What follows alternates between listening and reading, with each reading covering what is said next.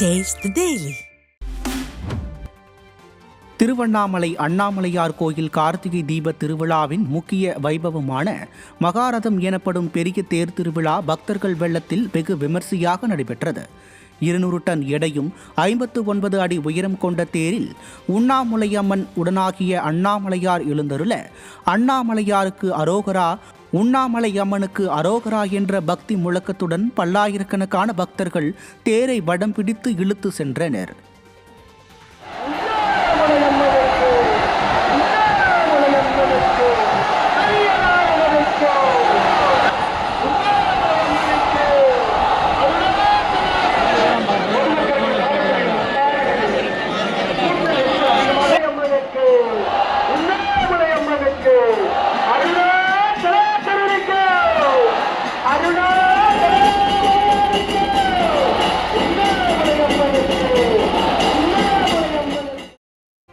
மதுரை மாவட்டம் உசிலம்பட்டி வட்டத்தில் உள்ள ஊரணி ஓடைகளில் உள்ள ஆக்கிரமிப்புகளை அகற்ற வேண்டும் என்று விவசாயிகள் கோரிக்கை விடுத்துள்ளனர்.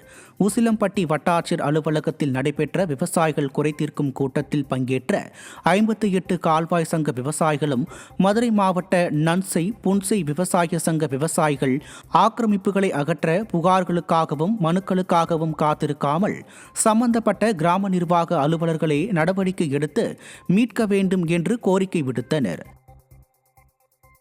நீலகிரி மாவட்டம் குன்னூர் அருகே கடந்த 5 மாதங்களாக குண்டும் குழியுமாக உள்ள சாலையால் பொதுமக்கள் அவதியடைந்து வருகின்றனர். குன்னூர் அருகே மோர்ஸ் கார்டன் செல்லும் சாலையில் குடிநீர் குழாய் பதிக்கும் பணிக்காக தோண்டப்பட்ட பள்ளத்தால் பள்ளி மாணவர்கள் வாகன ஓட்டிகள் கடும் சிரமத்திற்குள்ளாகின்றனர். சாலை குறுகலாக மாறியதால் போக்குவரத்து நெரிசல், விபத்துகள் ஏற்படுவதாக குற்றம் சாட்டும் பொதுமக்கள் நிர்வாகத்திறனற்ற ஸ்டாலின் அரசின் நகராட்சி நிர்வாகம் விரைந்து சாலைகளை சீரமைக்க வேண்டுமென வலியுறுத்துகின்றனர். இந்த இடம் காவா மாதிரி ஆனனால ரோடு ரொம்ப சின்னதாகிடுச்சு. ஒரு வண்டி போனால் ஒரு வண்டி இன்னொரு வண்டி அங்கே சைடு எடுக்க முடியாது. இதனால் விபத்தெல்லாம் ஏற்படுறதுக்கு அதிகமான வாய்ப்பு இருக்குது. ஏற்கனவே ஒரு விபத்து ஏற்பட்டிருக்குது. இதனால் உடனடியாக குன்னூர் நகராட்சி அந்த ரோடை சீர்படுத்தணும்னு பொதுமக்கள் சார்பாக கேட்டுக்கொள்கிறேன். திருவள்ளூர் மாவட்டம் பழவேற்காட்டில் படகு கவிழ்ந்த விபத்தில் 1 லட்சம் ரூபாய் மதிப்பிலான உபகரணங்கள் கடலில் அடித்துச் செல்லப்பட்டன.